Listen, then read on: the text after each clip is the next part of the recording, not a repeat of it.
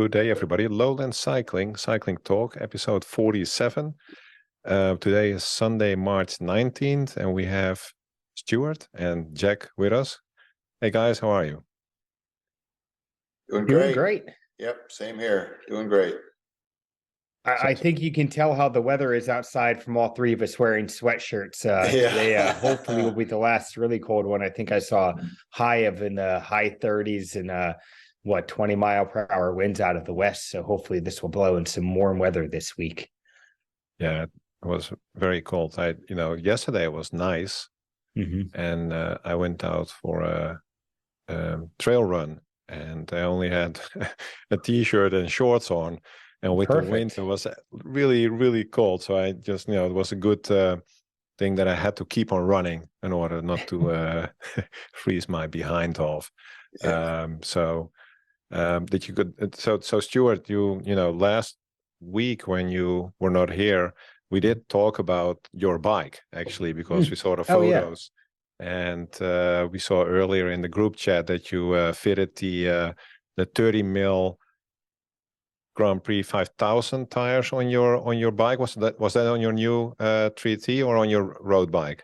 Those I got those are on my road bike, but I got them for the Crush the Commonwealth this year from Pittsburgh to Philadelphia to start testing out some tires. As last year I did it on a pretty slow tire because I couldn't find anything. I did it on like a $40 Specialized Roubaix.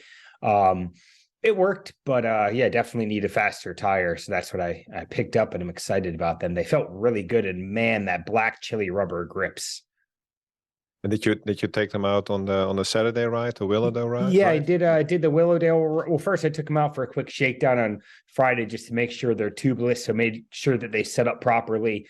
And then Saturday did the Willowdale ride out of here, about 70 miles or so. And it was tires are awesome. They felt great. Excellent. And the bike and the 3T bike is good so far? Oh man, that bike is awesome. I mean, literally, I got it from a company befitting out in Wayne. I had another 3T that they fit me to, and they're almost identical bikes. This new 3T can take a fatter tire, can take up to a 47. My old one was matched at 38. So they already had my measurements. Befitting specializes in fitting, and they're by far the best bike fitter I've ever found. And so they had my measurements. So when I got on this bike, it just felt like home immediately. And the first shakedown ride was a 65-mile single track gravel ride. We call it a buddy of ours, Jason Samini. He's a unit. He's like 6'2", just a wattage cottage. You can just put out 300 watts for all day. And we call it the Chase and Jason ride, where he just sets his tempo and you hang on as long as you can. And that bike was perfect. I'm excited about it. Excellent. That's great to hear. Yeah.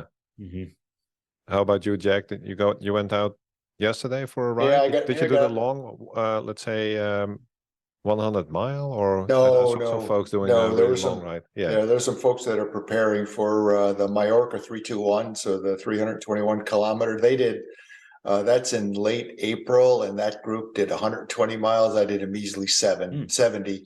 Yeah. But same as them. We headed out into the wind at first, and our group was supposed to be 5 strong, but due to a sort of a kerfuffle at the beginning, we ended up with only 3. And one of our members wasn't quite feeling it, so it was pretty much 2 of us, out in front. And man, we got out into Lancaster County, and that wind was just brutal. Those of you that might not be familiar with the area, Lancaster County is wide open spaces, so there's absolutely nothing to stop the wind, and there was nothing stopping the wind yesterday.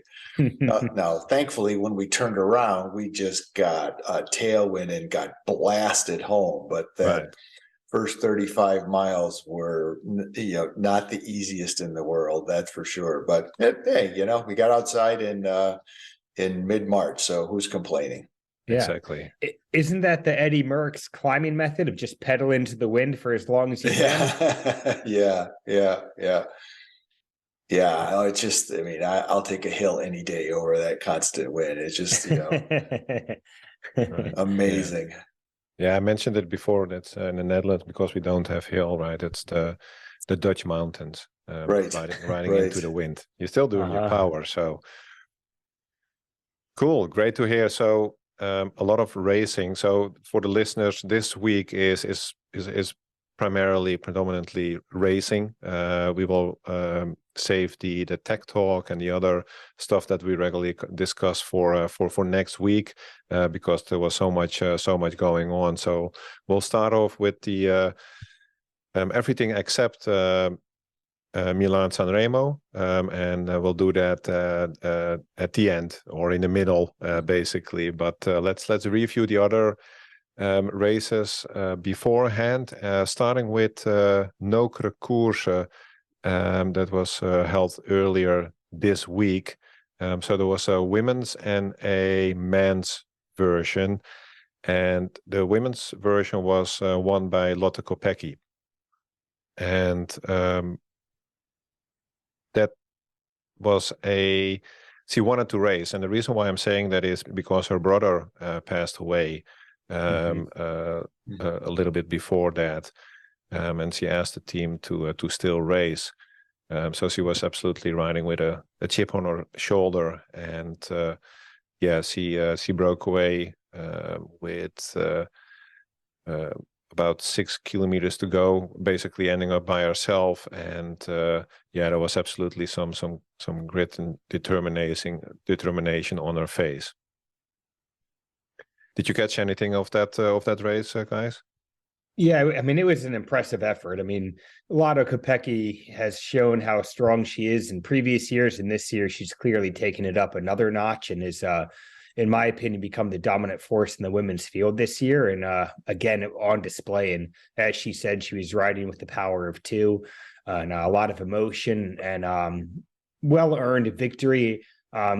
I'm not her biggest fan. You know, what happened at Strada, I wasn't a big fan of. I definitely thought that she should have let Demi win that one. And but no doubt that she is a great champion and well-deserved victory. Yeah, Demi won, but not by she wasn't not letting her win, like right, fighting her teammate for the win was not cool in my book. Right. That's true. And who's going to beat Lotte Koepecki this year in the bigger classics? He is so strong. And what's super interesting, and you see it in the men's, but you see it more and more in the women's, is that cyclists that are multidisciplinary win races, because Lotte Koepecki is also really, really good on the track. So if you have the 6-day events or working towards the Olympics, he is one of the best riders on the track also. And that shows with these type of breakaways. And so she is amazing. What was also interesting is that Shirin from Anrooij, that I think it's Jack's favorite rider. Took the words out of my mouth. Yeah, between her and Puck Peterson, the two of them are my favorites for sure. Right. So this was her first race back from cyclocross and doing some other stuff. I think on social media she went out skiing and enjoying herself after winning the U23 title in cyclocross. I believe it was on her birthday, right? On her 21st birthday. Nice birthday present. Yeah. But she did amazing. She was pulling, trying to hold back, the other riders in the lead, including Lotte Koepecki. And then also when her teammate Balsamo fell back, she let herself fell back, bringing Balsamo back into the peloton. So that was really impressive for the. Balsamo crashed, and then she dropped back and picked her up and paced her back into the pack, which was pretty impressive. Right. So that was a fun course, a race to watch. And then you had the men's race won by Tim Merlier in the sprint. I don't have much details about that race. Did any of you guys saw that? I saw a snippet of it. Yeah, I watched quite a bit of it, more, I guess, the final 15-20 kilometers or so, and it's definitely a fun race to watch. it has a slight uphill cobbled finish. And I can't pronounce his last name, so I'll go with the easy first name. Tim he rode away from everybody. He's on fire right now, and he had a pretty good gap at the end. And as I recall, he was right a bit in front of Edward Toons and Menton. I don't recall who was behind them, but yeah, it was an impressive win again. Yeah, it was. It is absolutely a good addition to the team because besides that, they're not winning that many races, unfortunately. So, and then there was another race on the same day, which was Milan Torino. So Milan Torino is interesting because it's one of the oldest one-day races in the world. Started in 1876. Wow. And initially it was always held in October, and since a couple of years now it moved to the spring season. It's about 200 kilometers. I believe it was 192 kilometers, and it's in the spring season, becoming a really important race for many riders. So if you look at the list, tremendous amount of winners like Fausto Coppi, Eddie Merckx, really good riders, and more recently Valverde, Rodriguez, Cavendish, Miguel Angel Lopez, Roglic, and most of the time it's a hilly race, so that's why you see this climber, but sometimes they have a more flat sprinter type of race. I don't know why that is, but it is interesting that they kind of alternate the race. And this year was more like a flat race, and the winner was a big surprise. Did you catch anything of that race as you... Stuart nodding. Yeah. Again, it was another exciting one. So for those who didn't see it, it was won by a guy at RV Decline from Fabian Cancellara's Tudor cycling team. They're a very, very small team, but they were dominating the finish. Yes. I mean, they were right up there, pushing elbows. Their sprint train was right there, working really hard, and paid off. They won the race for being one of, if not the smallest team out there. And, there was a little bit of talk as to whether or not the winner deviated from his line. It looked a little bit like he drifted right. But I remember, I think it was Robbie McEwen was talking right off the bat that he didn't think it was enough because it looked like the barriers encroached a little bit, but also the paint on the road sometimes can be hard because the barriers might go one way and the paint on the road might make it look like they can bind. So it's hard to know what you're following. Either way, he ended up, the win stayed, and well fought, and awesome for a young, small team to win. Yeah. And, I'm Dutch, and Arvid de Klein is Dutch. I never heard of the guy. He's 28 years old, so he's not the youngest, but, obviously really strong sprint finish. And if you look at the sprinters in that race, it was top of the line, right? You had Groenewegen, Cavendish, Buhani, Gaviria, who became second. Girmay was there. So really a lot of good sprinters, and he won it. He took it away. So that was pretty awesome. It was really exciting. So then today we had a women's race, Trofeo Alfredo Binda, and that's a race that has been on the calendar for women's for a long time. You would even say it's a classic for women's racing. And Jack, I believe you saw that race. I did. Yeah, I did. Yeah, it was excellent. My girl came through. I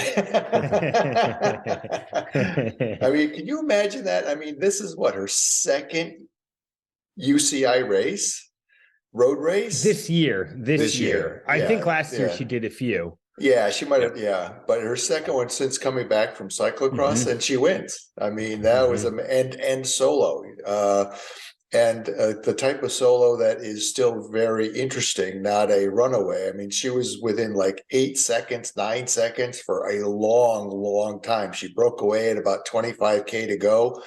And it wasn't until the chasing group started looking at each other a little bit that her advantage got out to 20 and 30 seconds. But she was just dominating. She put her head down and really did an awesome job holding everybody off.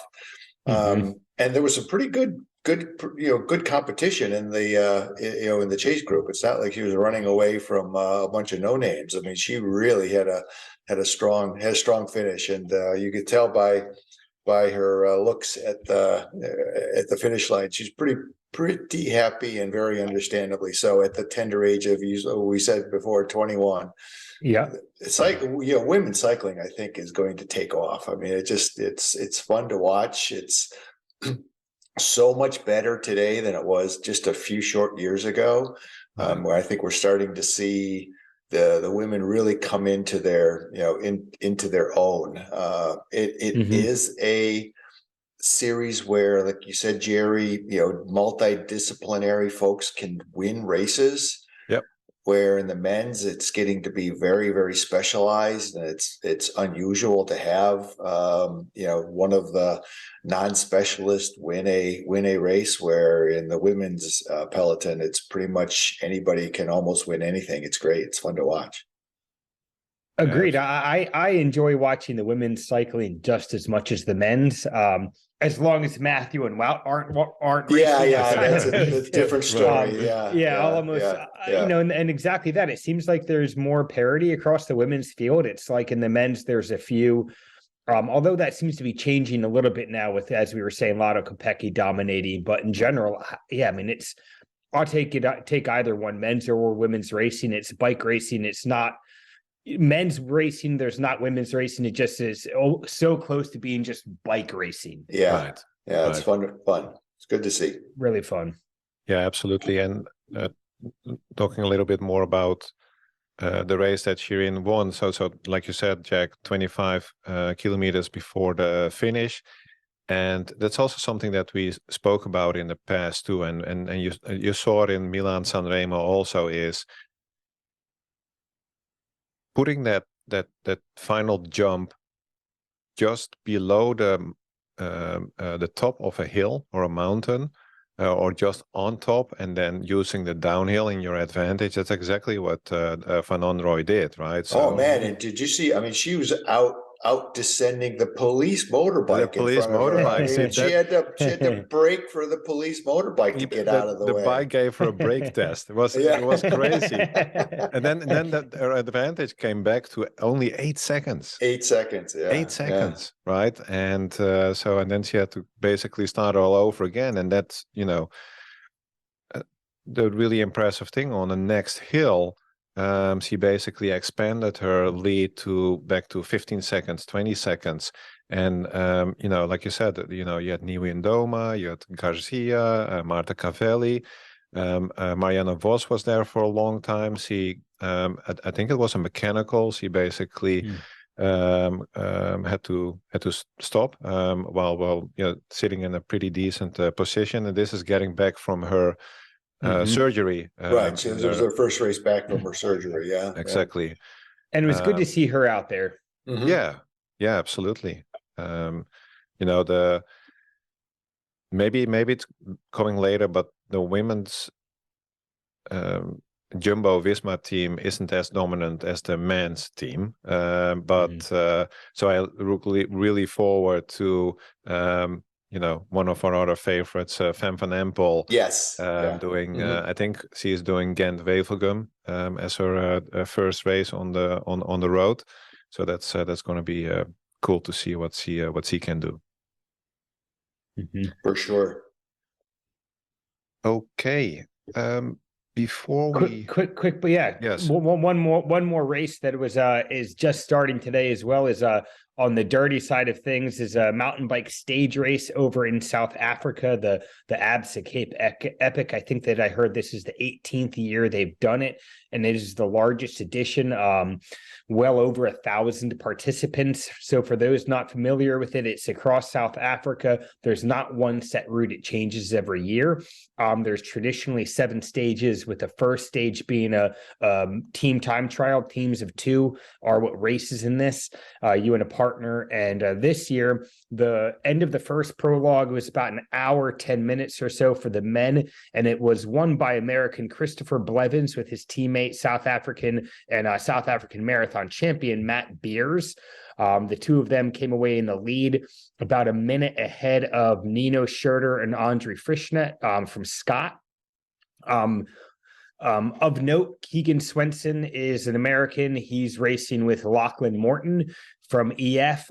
Keegan races for Santa Cruz on mountain bikes. And for those who don't know, Keegan Swenson's one of the bigger badasses out there. He's a mountain biker, has only done 6 road races in his life. One of those was the Long World Championships this year. That's how strong of a cyclist this guy is. And I think anybody who rides bikes knows who Lachlan Morton is and his unbelievable exploits. So there'll be a fun team to watch later in the race as the days tick by. But my money's on Nino Schurter. I mean, he's in second place. I figure he and Frischi are going to come away with the win. But is that the son of Frischknecht? Yep. Oh, okay. Exactly. I was thinking about that. Yeah. Yep. So it's his son. So the older Frischner, whose first name I'm forgetting right now, is the team manager, and then his son is on the team and is a badass. Not no level of Nino, but close. Right. Yeah, absolutely.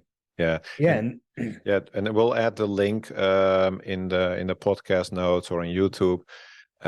But they have really good content on the website. So the prologue was there, and they have pre and post race interviews, a lot of good content surrounding the event. So check it out.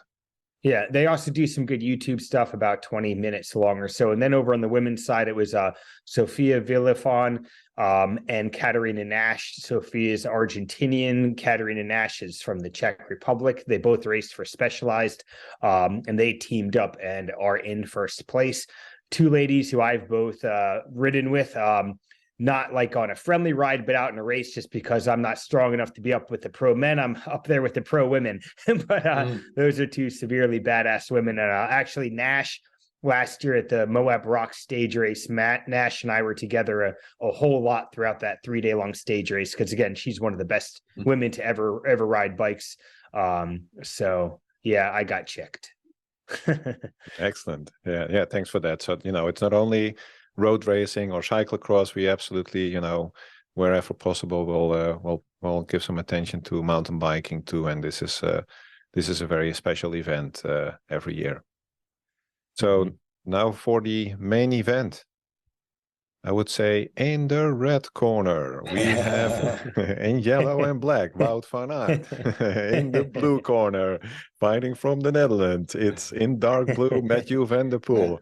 But then we actually have 2 more corners, right? And Pogačar, obviously. So they absolutely were ready to rumble. So, Stuart, do you want to take it away and lead us through the highlights of the race, and we can dive into more detail later?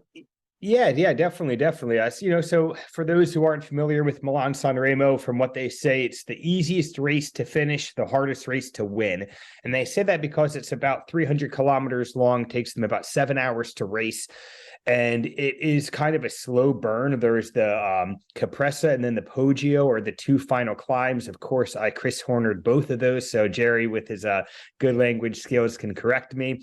But those are 2 of the bigger climbs in the course, with the Poggio only being about a 10-minute long climb, but where things really every year always kick off. Yeah, so again, it's such a long race. So anything can happen throughout the day. I know we saw a couple of crashes early on. None of the big names that I recall seeing were caught out by any of them or affected the race. But yeah, it's always a fun day to turn on 4 a.m. here on the East Coast. I typically wake up at 5. So, it's nothing better than rolling out of bed and being able to put on a bike race at 5 a.m. And yeah, no, absolutely. And it's, a group of 9 riders, went out, and that's almost like it's templated, right? The run book for Milan San Remo has changed, right? Because it was always a sprinters race, even with those smaller hills. So you had people winning like Eric Sabel and Cavendish. Cavendish, and they would get over those hills because not too long, not too steep. But they changed the playbook. With all these young new riders, they have changed the playbook. But the majority of the race is still the same. There is a group in the lead. I won't name all the folks in the lead group. I do think there is one rider to call out. His name was Nagasi Hailu Abriha.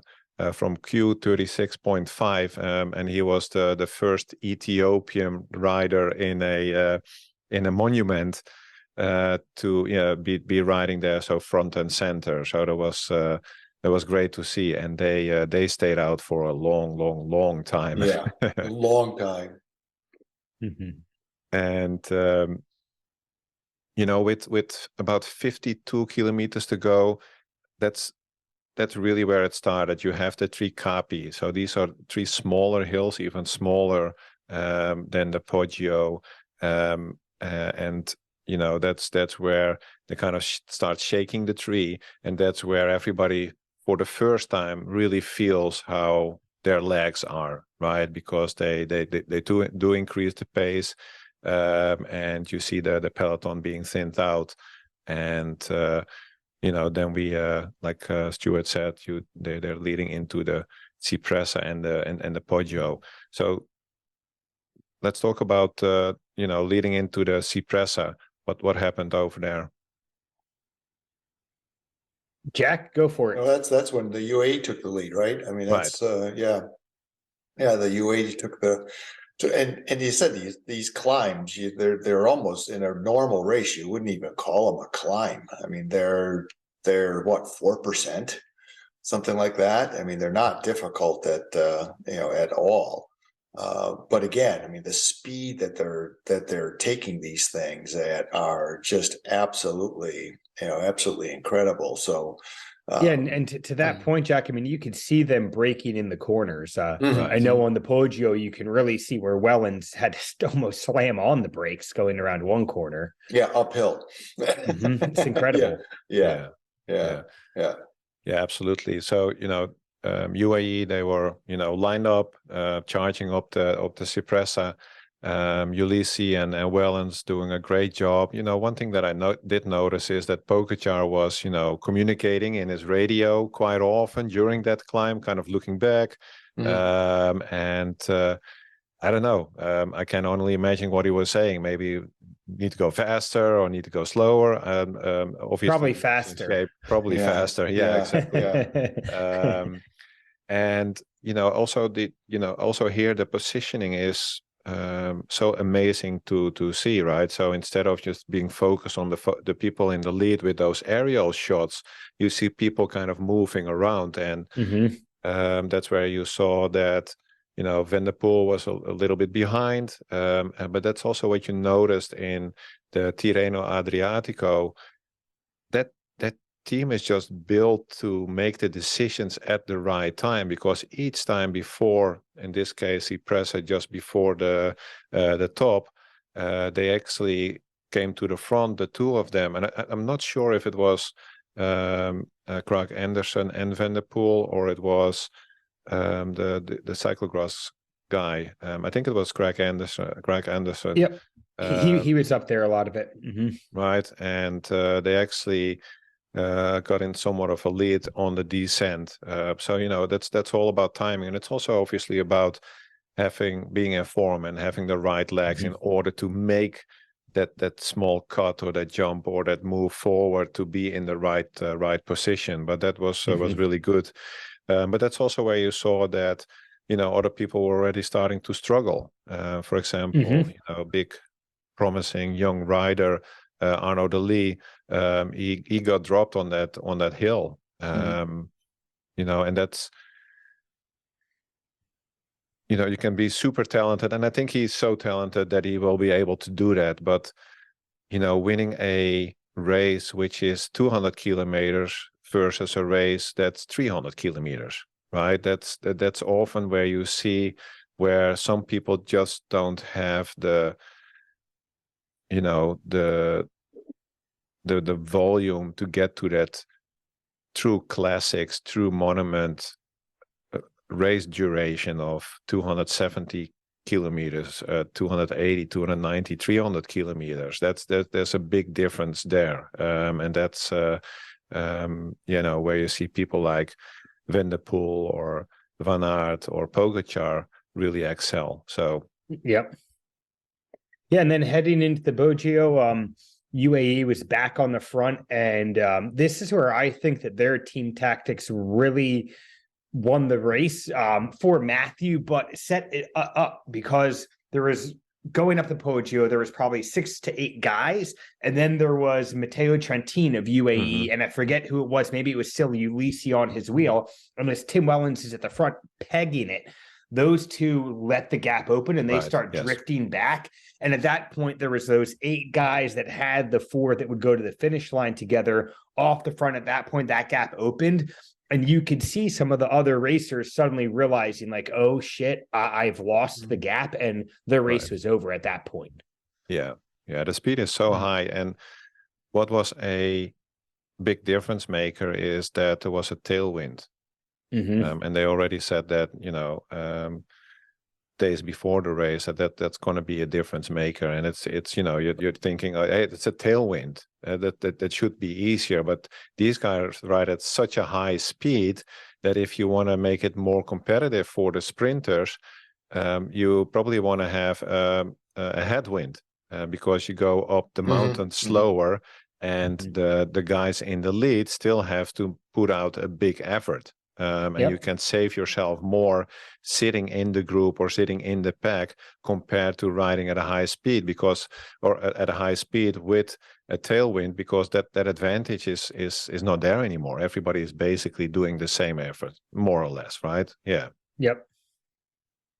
Yeah. So then it was that group of 8, and then it seemed like Wellens pulled off, and then Tadej Pogacar went, and Filippo Ganna was on his wheel, and then there was a bit of a gap, and Wout pulled back with Matthew on his wheel. And I saw a lot of stuff online whether that was kind of a death blow for Wout of pulling Matthew back, but it's hard to say because looking at it, he wasn't that far behind Ganna. Ganna's 6'4", 185, so he's a pretty big dude. So he puts out a pretty big draft, even though Wout's 6'3". But no doubt Matthew again did the smartest thing possible, and he let Wout pull them back. And then the 4 of those guys were just drilling it before Matthew. Man, that guy, he clearly has something else in bike racing that very few bike racers on earth have ever had. And I know Jerry and I talk about this all the time because I'm a really big Wout fan, and for some reason we can't find Jerry really likes Matthew. And I mean, Matthew, that guy knows how to race a bike. He knows how to win bike races, and he knows when it's a go time and when to dig deeper than anyone else can really do. And I would love to see the numbers on that final attack he put in. Yeah. And he's amazing. Wout is clearly the more consistent of the two of them, but head to head, Matthew wins way more. Well, we talked about that one of our previous podcasts. It's almost 2 to 1 when they're head to head. But Matthew either wins or has a horrible finish. Where Wout is, I would say, much more consistent. But and when you look, Matthew before his attack, he never spent any time in the wind. So talk about being smart. Right. I mean, he didn't spend any time in the wind until he attacked, and when he attacked strongly. Right. Yep. But that's a change for Van der Poel, right? Because that's what we talked about also, and maybe last year or was it the year before already? No, last year, right? With all this silly stuff that he had going on, coming out of the Olympics, where the plank wasn't there, having to chase down teenagers in a hotel and getting arrested, and up until then, even if you look at his races, I bet you if this race would happen 2 years ago, when he got off with Trentin and Krake Anderson and himself, and had that 200-meter lead, he probably would have gunned it and went for it just after the Cipressa. And now he thought it's probably a little bit too early, and so he's riding smarter. He even said in an interview, and I thought he would never even consider it, but he said, if I really want to do a good preparation, I probably should skip cyclocross racing. Right. So that's, in his mind, he's kind of starting to make that switch, like, hey, I'm getting a little bit older. He's only 8 years old, but if I really want to make a difference or prepare for the season, then I have to start thinking about, okay, do I really need to do the cyclocross season? Yes or no? And I think that's very relevant and very interesting, is that, and we talked about this in the podcast also, the base training. And that's where you see the consistency of Wout van Aert, who puts much more in his base, in training his foundation and being consistent over the whole season, compared to Mathieu van der Poel, who, has these winning races, but then at some point, he is not able to do that anymore for a longer period of time. And Wout van Aert is much more consistent because he has that broader base. Maybe there's something in there, but this was a Strada Bianchi like, shooting shooting a cannonball, right?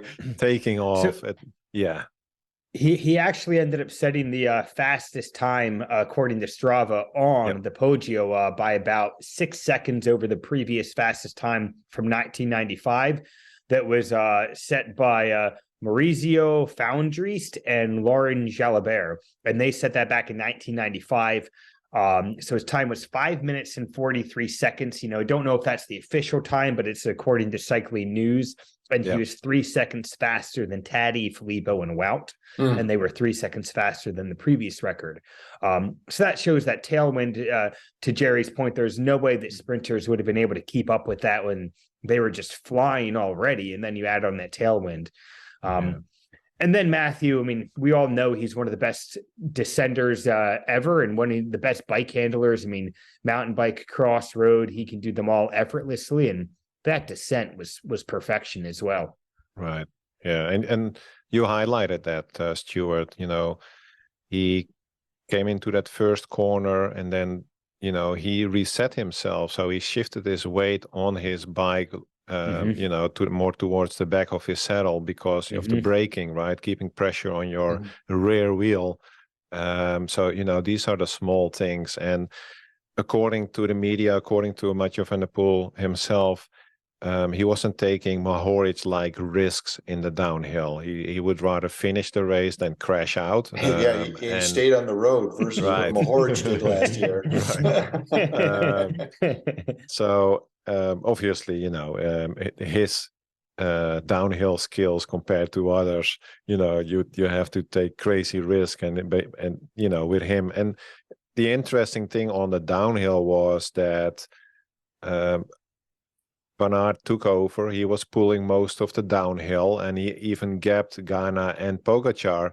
And Ghana had really issues getting out of the corner. He was doing megatons of watts already, trying to get back in the wheel of Wout van Aert. So that was interesting too. So is Ghana going to start cross racing next season? Because Taddy, Wout, and Matthew all race cross, and those guys. Right. But kind of to your point, though, Jerry, I think I think Trentine's tactics of letting that gap open, I think, were the smartest tactics of the race. But Filippo Ganna, I think, was the most impressive. He didn't win; he took second. But I mean, that guy is, as I said, 6'4", 185, and for him to be, I mean, again, I can't imagine the power he's putting out and sustained, and for him to be right there the whole climb.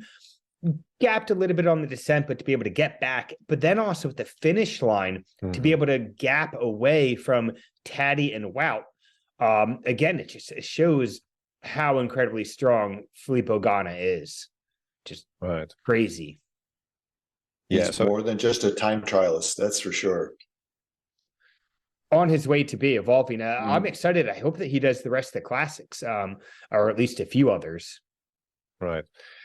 So it's interesting when you look at the weight. So Pogacar is about 65, 66 kilograms. So that's 145 in pounds. If you look, so Mathieu van der Poel is actually a little bit lighter than Wout van Aert, but not much. He's about 165 in pounds, 75 and he's like kilos. 6'1" as well. Pretty tall, yeah. And Wout van Aert is about 172 in pounds, and then, like you said, you have Filippo Ganna is about 180, 180, 181 in pounds. So that's between what did I say? 145, 145, and 180, 180 something. 180. That's about 40 pounds. So think about it. Think about taking 20-pound kettlebells or weights in your hand, right? Putting those in a backpack and riding up a hill. That's so much weight. Yeah. Right. And he's about a half a foot taller too. So at least he has the leverage. But if you look at some of the video of the closing kilometer or so on the flat, I mean, Ganna, we know how good of a time trialist he is and hour record holder. But I mean, aerodynamics for a man that size has to be phenomenal that he's able to do, because looking at him, he didn't look a whole lot bigger than Wout or Taddy on the bike when they were going flat out. His back was so flat. I mean, his flexibility in his lower back and hips and still being able to put out that much power. I mean, these guys are just unbelievable athletes. Yeah. If you just look at, their individual skills and the areas that they excel in, right? You have Ganna, great time trialist, great on the track. Then you have Wout van Aert. He can sprint, he can climb, he can do cyclocross, he can do, everything. Then you have probably the greatest rider currently in Pogacar, especially when it comes to stage racing and one-day racing. He can win everything that he chooses to do. And then you have Mathieu van der Poel, cyclocross, and he can do it too. It's just amazing when you see. And then and we didn't mention that, but Tom Pidcock wasn't there because of his concussion. And he's I don't know. What do you think? Would Tom Pidcock in a good day would he been able to hang with these four guys? I don't think so. I don't think so. No, I don't think so. I don't think so. He's even lighter, right? So he would Tom's a little guy. Yeah. Tom's my size. I'm 5'6", 140. No, I'm like 155. Pidcock's a very small guy. I mean, this race, that was pure power. I mean, Matthew, as we said, Wout and Filippo are all 6'1", 6'3", 6'4", and then Taddy Pogacar's Taddy Pogacar, I think Pidcock is, as he says, he was born to race mountain bikes. He's a small, very light guy who just flies up hills and technical ability. So, I don't think that this would have suited his parcours or his skill set. It wasn't technical enough or steep enough. Yeah, no, I mean, that's the disadvantage of a small rider. I mean, when you're talking about a flatter race like this without the pitches, the steep ones, it's raw power versus watts per kilogram, and the riders that were up front have raw power. That's for sure. Right. I experienced that yesterday at the Willowdale ride. I was on the finale on 9:26. I was off the front of the entire group by about 10 seconds or so. And there were 2 time trialists out there locally, Blair Saunders and Howie. And Blair's like 6'2", been to the Olympics for Team Canada in the time trial and was rocking his world championship and United States championship bars for duathlon. And when those guys are pulling you back, you're not doing anything. So Pidcock would not have been in there. I mean, the other guys were just too big, too strong, in my opinion. Right. Right. And by the way, we have a podcast with Blair Saunders a while ago. I have to look up which episode, but if you search for his name, really interesting podcast, by the way. So final note, unless you guys have more, but 62 years ago, Mathieu van der Poel's granddad won, Raymond Poulidor, and this is the only monument that he won back in the day. So there was. That's a nice extra. Cool. It's and there's so much more to come, right? Racing wise. So actually one final thing. So we have seen Pogačar and we discussed it earlier. So we have seen Pogačar ride and win a lot already this season. And obviously, winning Paris-Nice. And the mano a mano what he did with Vingegaard. Is he able to elongate his season and go for the Tour de Flanders or Liège, Bastogne-Liège? I think or so. Is he just missing that edge now? I don't know. No, I think he can do it. I mean, all the studies and tests show he has his ability to recover is second to none. So I think he can do it, and he loves to race. And that's a huge part of it. It's that mental fatigue of lining up every day. But when a guy like Taddy just loves to race so much, I mean, and he looks like he has so much fun out there, the way he's always looking at the camera, giving it the rah, rah, rah, thing. So I think a guy like that, I think he can. Before Milan San Remo, it was 9 wins and 13 race days. And I heard with monuments out of his, he'd only been out of the top 10 once and not out of the top 5 in his past 6 attempts, including Milan. So I think Taddy's one of the few that can do it year round like Wout. Matthew, I think we're all in agreement where he has his mighty, mighty high peaks, but then also his mediocre as well. Right. Yeah, so I believe currently, if you look at monuments, Pogačar won 1, right? And he won Liège. Liège, yeah. And Il Lombardy, didn't he? Yes. So 2, and then you have Mathieu van der Poel who won 3, 2 times Tour de Flanders, and now Milan San Remo. And Wout van Aert currently still, only won. We won Milan San Remo 2 years ago, I believe. So, yeah, that's going to be interesting. They will be meeting each other a couple of times later this year. So, looking at the next couple of weeks, that's going to be very busy again, racing-wise. So tomorrow we have the Tour de Catalunya starting. So that's a stage race. So that's Evenepoel and Roglic, I believe, are going to face off during that race. Obviously, there's quite a few other climbers in that field too, as well. That's going to be a fun one. And for those of you listening stateside, we get that on GCN Plus. GCN Plus, yes.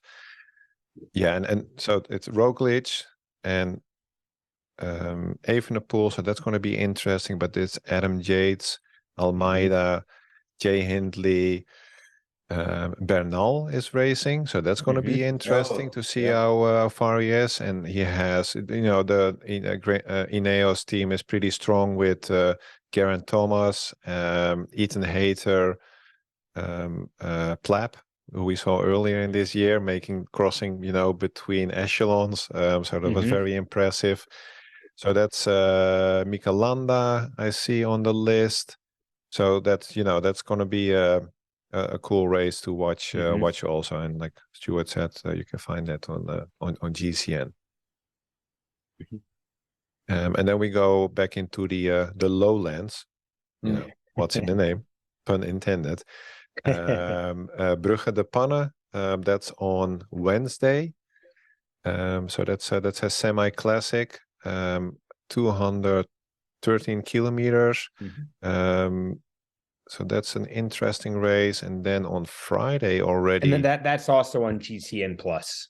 Also on GCN. Okay. Men's and women's. Looks like the women's will take place on the 23rd. The men's on the 22nd. Right. Okay. Yes. And followed by the E3 Saxo Classic on Friday. And then on Sunday, you have Ghent-Wevelgem. And E3 will also be on GCN, and then Ghent-Wevelgem for us stateside. I'm only seeing that on Flow. Right. Then on the E3, which is next weekend, that's where all the heavy hitters come again, right? So you have Van Aert, Thies Benoot, Van Baarle is going to be there, Van Hooijdonk, basically the A team of Jumbo-Visma, the A team for the classics, the spring classics. But you have Alaphilippe, Asgreen for Soudal Quickstep, Lampaard, Alpecin de Koning with Van der Poel, Quinten Hermans, that was the guy that I was looking for, Krag Andersen, very strong team. Girmay is going to be there. What else do we have? And last year at E3 Wout van Aert won, I think it was with Laporte. The two of them were way off the front and worked together. And this is another one where I think they should have given the win to Laporte. Wout wins a lot. Let the domestiques win some of these. Right. And Philippe Pagano is going to be there again. So with Kwiatkowski, Le Gros, Magnus Sheffield, Ben Swift, Ben Turner. So that's going to be an action-packed. Sagan is going to be there. There was actually a quote from Sagan. If he was going to win the Milan San Remo, he would have retired immediately. Right? That's that was what was said in the pre-race interview. No, so I didn't catch. Did you guys catch where his final finishing position was? I didn't see it. I didn't either. I didn't catch it. Let me see if I can find it quickly. Yeah. I'm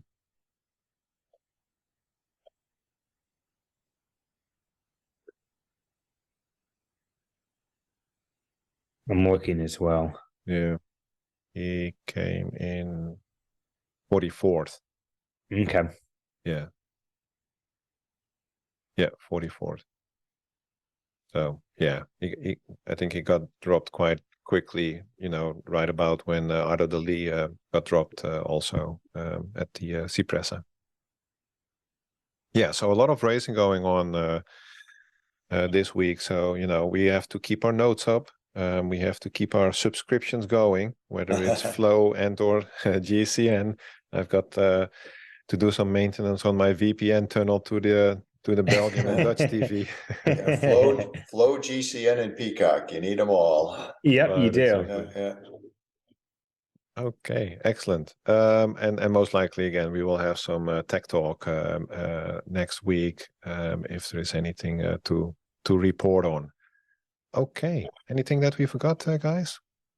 No, I mean, I know locally it's weather is starting to get a little bit warmer, so a lot of group rides are starting to pick up. Out of the Westchester area, we have our Tuesday night ride starting to pick back up, which is always fun. Down in Delaware, they have what's called the TTG, the Toscana ride, which is picking back up. So those are kind of like mock races, so to speak. And then also on Thursdays, we have the Great Valley crit practice as well. So it's fun that these events are coming back. And yeah, so if you guys are local and looking for rides, there's plenty of things going on. And if you guys do need any advice trying to find rides, feel free to reach out to the three of us. We know a lot of events that are going on. Yeah, absolutely. And the Great Valley ride, by the way, they started to ride a couple of weeks ago on Sundays too. On Sundays, yeah, Sundays and Thursdays. So there's actually quite a big peloton riding around, and a lot of really good feedback. They have a very active now Facebook page. So look for Great Valley or GV30 because it's 30 laps, 30 miles. And when the crit season starts over here locally, the Sunday races, won't be held. That's also just as a courtesy to the local race organizers, obviously. So keep that in mind. But Thursdays, weather permitting, the Great Valley is always going on. Yep. And then on the dirt side of things, we have our first mountain bike race coming up on Saturday, the 25th. It's over in New Jersey, part of the H2H series. I think it's called the March Mayhem, both XC and endurance, 4-hour-long event. So I know hopefully I can get my bike put together in time, having some shock issues, but hope to be racing. Right. With your technique, you can just ride a rigid bike. Like the very old days. So okay, excellent. Thanks a lot, guys. Thanks a lot to the listeners. Again, don't forget to like and subscribe, leave a comment, ask questions. That's never a problem. We'll also publish it on YouTube using the new YouTube podcast feature with video. And we'll hope to catch you on the next podcast. Thanks, everybody. All right, take care, folks. Thank you. See you guys.